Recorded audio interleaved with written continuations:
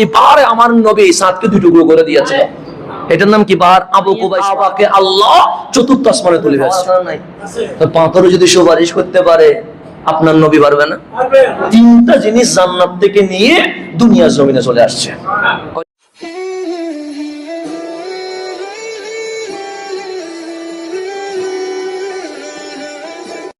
হাজরে আসওয়াদ এটা কিভাবে আসছে? হযরতে আব্দুল্লাহ ইবনে আব্বাস রাদিয়াল্লাহু তাআলা আনহুমা ইরশাদ করেছেন, সালাসাতু আশিয়া নাযালাত মা আদম আলাইহিস সালাম।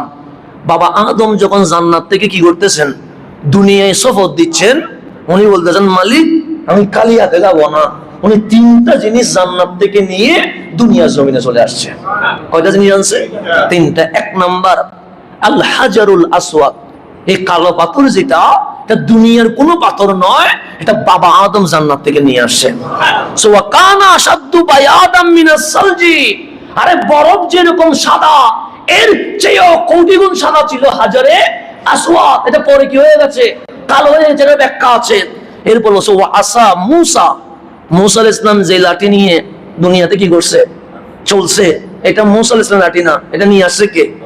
বাবা আদম আলাইহিস সালাম। এটা ছিল 10 হাত। লাঠিটা কয় হাত? মুসা আলাইহিস সালামের মাপও 10 হাত।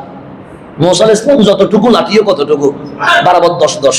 আল্লাহ এমন ভাবে মিলাই বানাইছে যেন মুসা আলাইহিস সালামের মাপের চেয়ে 1 ইঞ্চি কি না হয়, বেশি না হয়, বরাবর হয়। তো মুসা আলাইহিস সালামের লাঠিও 10 হাত, মুসা আলাইহিস সালামের হাত মাপও কয় হাত? 10 হাত। দুইজনই 10 হাত। তো এই লাঠি নিয়ে আসে। তারপরে আল হাদিদ, একটা লোহা নিয়ে আসছে। এটা কি নিয়ে আসে? লোহা জিনিস। কয়টা নিয়ে আসে? তিনটা। এই তিনটা আনে বাবা আদম আসলেন কোথায়? শ্রীলঙ্কার জমিনে।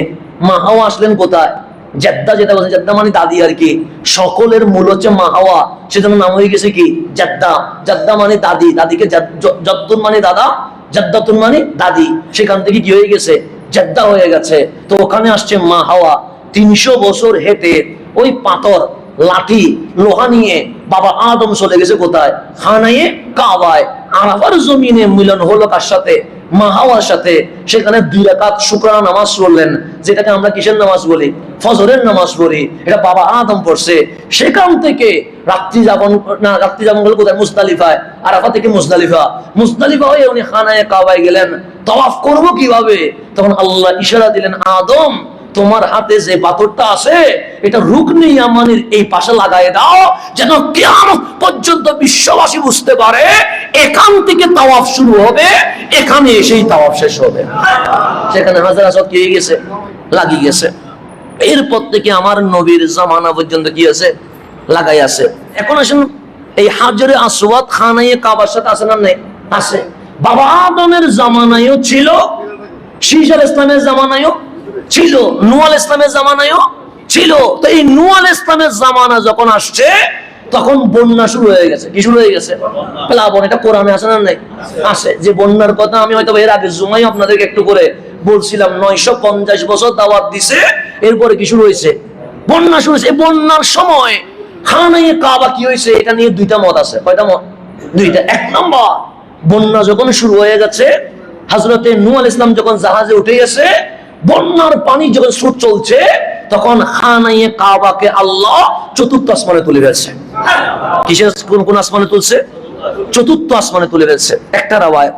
আরেকটা রাওয়ায়াত আছে যে আল্লাহ তাবারক ওয়া তাআলা খানায়ে কাবাকে, পানির যেই প্লাবন ছিল শক্তিতে, এখানে বেশি কি হয়ে গেছে? চলে গেছে। এর রাওয়ায়াত কয়টা? 2টা। কাবা উঠিয়ে নিয়েছে, অথবা কাবা পানিতে কি হয়ে গেছে। কিন্তু হাজার আসওয়াদ সম্পর্কে রাওয়ায়াত 2টা না, একটা। যখন বন্যা শুরু হয়েছে, তাফসীরে কুরতুবীর মধ্যে আছে যে ওই পাথরকে আল্লাহ জিবরিল আমিনের মাধ্যমে আবু কুবাইস পাহাড়, যেটা খানায়ে কাবার পাশে একটা পাহাড় আছে না? নাই? যেটার মধ্যে বাদশার বিল্ডিং বানাইছে। যদিও বাদশা থাকতে পারে না, দেখেন লাইটের কি অন্ধকার। এখানে বাদশারা অনেকবার থাকার ট্রাই করেছে, কিন্তু ওই আবু কুবাইস পাহাড়ে বাদশারা এখনো থাকতে পারে নাই। ওই পাহাড়, যে পাহাড়ে আমার নবী সাতকে 2 টুকরো করে দিয়েছে, এটার নাম কি? পাহাড় আবু কুবাইস পাহাড়। যে আল্লাহ বললেন, জিবরিল বন্যা তো শুরু হয়ে গেছে, খানায়ে কাবা তো উঠিয়ে নিয়ে ফেলবো, তা হাজরে আসওয়াদ কি করবো? তা তুমি জমিনে যাও, কাবা থেকে হাজরে আসওয়াদ আলাদা করে ফেলো, আবু কুবাইস পাহাড়ের মাঝখানে এটাকে গর্ত করে রেখে দাও, যখন লাগবে আমি আল্লাহ তখন সেটাকে আবার কাবার সাথে লাগিয়ে দিয়ে দিব। তখন এটাকে আবু কুবাইস পাহাড়ে কি করে দিয়েছেন? আমানত হিসেবে রাখছেন। কাকে? হাজরে আসওয়াদকে। তাফসীরে কুরতুবীর মধ্যে বলছে ওয়া আনজালাল্লাহু ইয়াকুতান মিন ইয়াকুতিল জান্নাহ, আল্লাহ তাবারক ওয়া তাআলা বাবা আদমের মাধ্যমে জান্নাত থেকে একটা ইয়াকুত পাহাড় কি করলেন? নাজিল করলেন। ফাকানাত আলা মাউদিল বাইত আল-আন, যেটা তুমি কাবার কোণার মধ্যে কি করতে পাচ্ছ, দেখতে পাচ্ছ, ওই পাথরটা নাজিল করলেন কে? আল্লাহ। ফালাম ইয়াজাল ইয়াতুফু বিহা হাত্তা আনজালাল্লাহু তুফান, এই পাথরকে নিয়েই মানুষের তাওয়াফ শুরু হয়, এই পাথরকে নিয়েই মানুষের তাওয়াফ কি হয়? শুরু শেষ হয়। আনজালাল্লাহু তুফান, আল্লাহ কি দিয়ে দিয়েছেন? তুফান দিয়ে দিয়েছেন। আমরা তুফান বলি, এটা আরবি শব্দ। আল্লাহ তুফান, বন্যা, সাইক্লোন দিয়ে দিয়েছেন। ফারুফিয়াত তিলকাল ইয়াকুত, আল্লাহ নিজেই এটাকে কি করে ফেলছেন? তুলে উত্তোলন করছেন। হাত্তা বাআসাল্লাহু ইব্রাহিম আলাইহিস সালাম, মাঝখানে 3000 বছর চলে গেছে। কয় হাজার বছর? ইদ্রিস আলাইহিস সালাম খানায়ে কাবা খুঁজে পায় নাই। কেন? ওনার জমানায় কোনো কাবাই ছিল না। এরকম অসংখ্য নবী রাসূল খানায়ে কাবা খুঁজে পায় নাই। মাঝখানে কয় হাজার বছর গেছে? 3000। আল্লাহ ইব্রাহিম খলিলুল্লাহকে পাঠাইলেন। আমার মালিক বললেন, ইব্রাহিম আপনাকে আমি অর্ডার দিচ্ছি, আপনি খানায়ে কাবা বানান। ফাবানাহু, তিনি আবার কি করলেন? বানাইতে লাগলেন।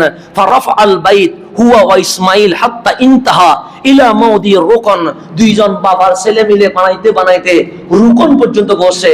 রুকন মানে যেখানে কি রাখা হয়? হাজরে আসওয়াদ রাখা হয়। সেই পর্যন্ত যখন পৌঁছছে, ফাকালা লি ইবনিহি, ইব্রাহিম তার সন্তানকে বললেন, ইয়া বুনাইয়া, হে আমার সন্তান, ইবগিনি হাজারান, একটা পাথর নিয়ে আসো, জাআলাহু আলামান লিন্নাস, যাতে করে আমি মানুষের জন্য চিহ্ন রাখতে পারি। কারণ কাবা তো চার কোণা, কোত্থেকে শুরু করবে সেটা মানুষ কোল্লাই ফেলবে। কেউ এই কোণা থেকে শুরু করবে, কেউ ওই কোণা থেকে শুরু করবে, কেউ এই কোণা থেকে শুরু করবে, তখন তাদের মাঝে ঝগড়া বেঁধে যাবে। সেই জন্য একটা পাথর নিয়ে আসো, যেন আমি এই কোণায় কি করে দিতে পারি? ফিট করে দিতে পারি, সবাই যেন বুঝতে পারে এটাই তাওয়াফ শুরু করার কি চিহ্ন। হযরতে ইসমাইল জবিহুল্লাহ চলে গেছেন কি খোঁজার জন্য? পাথর খোঁজার জন্য। ফাজাহু বিহাজারিন, একটা পাথর নিয়ে আসে। ফালাম ইয়ারদাহু, হযরত ইব্রাহিম খলিলুল্লাহ পাথর কি করে নাই? পছন্দ করে নাই, বলে দরকার নাই, আপকিনি গায়রা, এটা ফেলে দাও, অন্য একটা পাথর নিয়ে আসো। ইসমাইল জবিউল্লাহ অন্য একটা পাথর আনতে গেছে। ওই পাথর এনে খানায়ে কাবার সামনে এসে দেখতেছেন খলিলুল্লাহ একটা পাথর লাগাইয়া দিয়ে দিয়েছেন। মাঝখানে পাথর কি হয়ে গেছে? লাগিয়ে গেছে। ইসমাইল জবিউল্লাহ বলে, যাওয়ার সময় তো কোনো পাথর কি করি নাই, দেখি নাই, তুমি আব্বা হঠাৎ করে পাথর কোত্থেকে আনলা? তখন ইব্রাহিম বলেন, কাবার মালিক যেমন অমুখাপেক্ষী, ইব্রাহিম রে তোমার মুখাপেক্ষী হইতে দেয় নাই, আমার মালিক এই পাথরের ব্যবস্থা করে দিয়ে দিয়েছেন। তখন এটার ব্যাপারে বলা হচ্ছে, ইবনে কাসির রাহিমাহুল্লাহ বলছেন, আল্লাহ তাবারক ওয়া তাআলা নিজেই ডাক দিয়েছেন জিবরিলের মাধ্যমে, ইয়া খলিলুর রহমান ইন্না লাকা ইনদি ওয়াদিআ, একটা কি আছে? পাথর আছে, ওয়াদিআ আছে, পাহাড় আছে। ফাখুযা, তুমি সেখান থেকে গিয়ে কি করো? পাথরটা নিয়ে নাও। তখন হযরতে ইব্রাহিম খলিলুল্লাহ বের করলেন, ওই পাহাড় থেকে গিয়ে পাথর বের করলেন।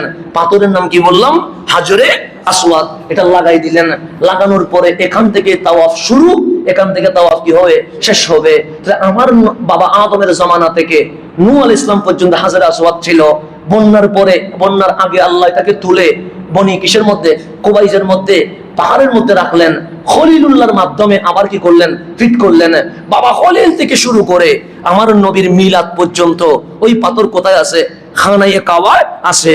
তখন নবী যখন আসলেন, তখন খানায়ে কাবার বিভিন্ন অংশ কি হয়ে গেছে? ভেঙে গেছে, পুরাতন হয়ে গেছে। এটাকে আবার সংস্কার করার দরকার পড়েছে। তখন আমার নবী নবুয়ত কি করে নাই? প্রকাশ করে নাই। কুরাইশ গোত্র উদ্যোগ নিলেন, খানায়ে কাবার কি করতে হবে? সংস্কার করতে হবে। কুরাইশ সবাই মিলে হাত্তা ইজা বানাওহা, সবাই মিলে খানায়ে কাবা কি করলেন? সংস্কার করলেন। ওয়া বালাগু মাউদিয়ার রুকন, তখন ওই যে হাজরা আসওয়াদ যেখানে ছিল সেখানে আসলেন। হাজরা আসওয়াদ দামি না অদামি? দামি।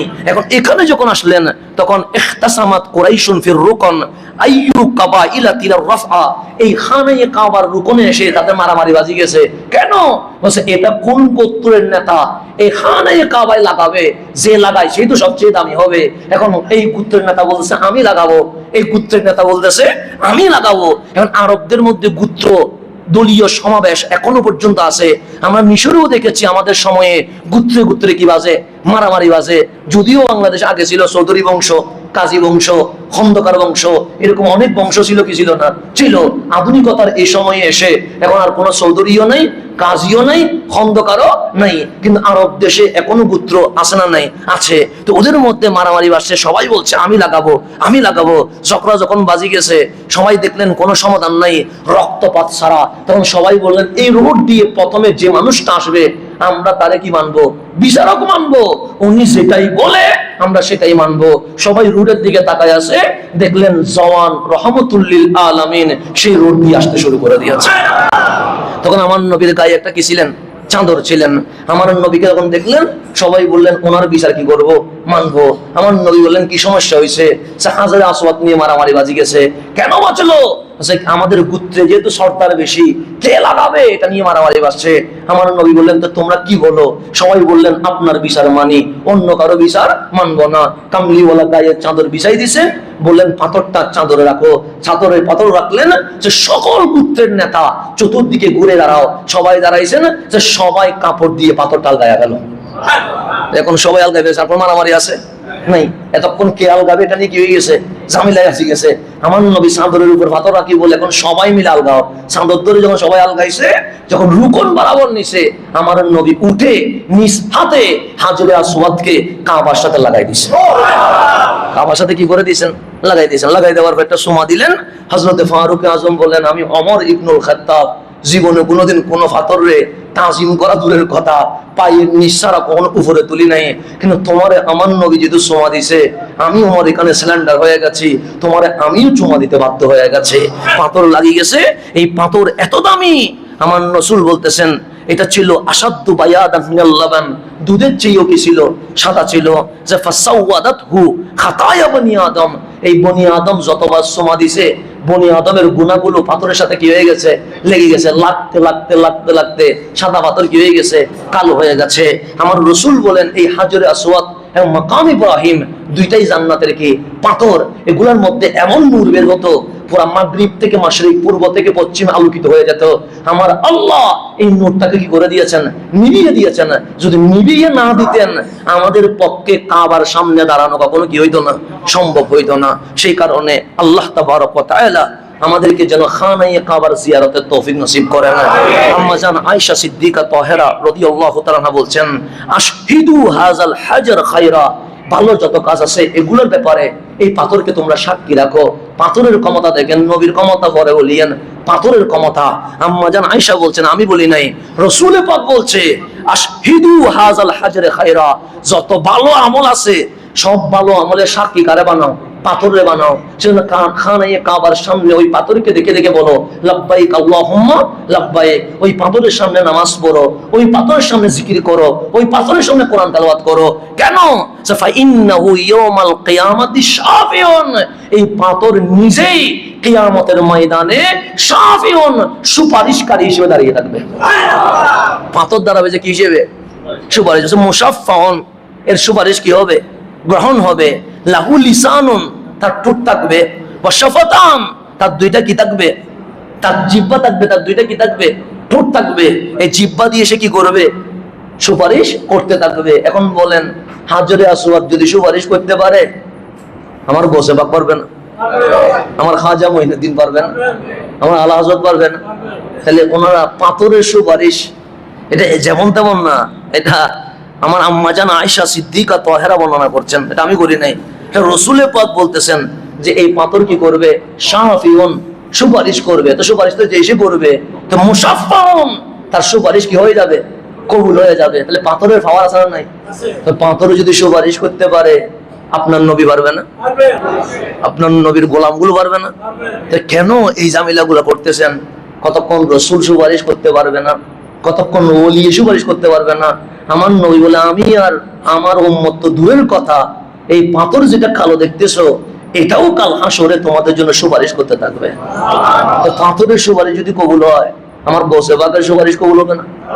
তো এটা নিয়ে কি মারামারি করার কিছু আছে? আল্লাহ যেন আমাদেরকে বুঝার তৌফিক নসিব করেন। আমিন।